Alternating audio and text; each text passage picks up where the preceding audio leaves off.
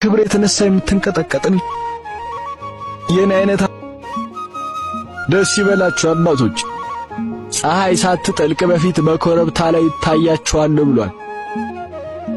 ክብር ለእግዚአብሔር ይሁን። ክብር ለእግዚአብሔር ይሁን።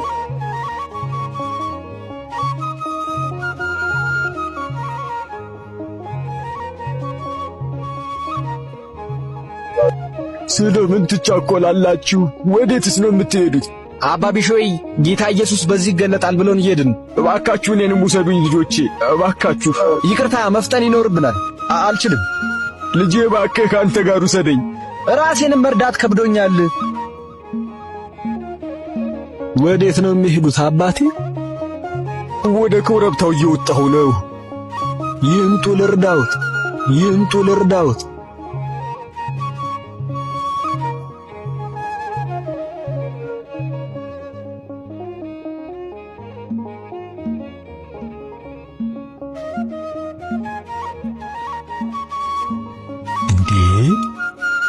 ምንም አይነት ክብደት የለውም።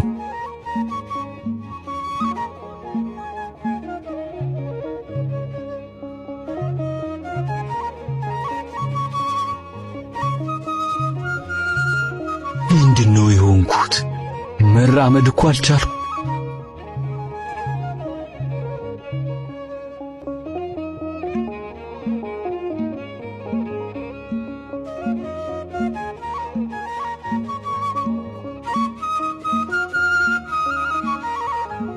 የተከበረው ጌታ፣ ሰማያት ሊሸከሙ የማይቻላቸው ምድር ከክብር የተነሳ የምትንቀጠቀጥን የኔ አይነት ኃጢአተኛ እንዴት ሊሸከም ይቻላል?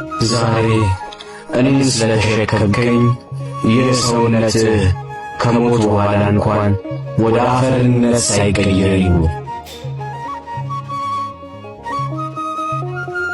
ምነው አባ ቢሾይ ፀሐይዋ እኮ ጠለቀች። ክርስቶስ እስካሁን አልተገለጠልንም። ተገልጾ ነበር እኮ ግን እናንተ አላወቃችሁትም። የት አባ? ያ እንዴት ሊሆን ይችላል? እንዴት እኛ አላየነው? አልተገባንም ነበር ማለት ነው። በመንገድ ላይ ያገኛችሁት ያ አዛውንት ሰው ልትረዱትን ፈቃደኛ ያልሆናችሁ እርሱ ኢየሱስ ክርስቶስ ነበር።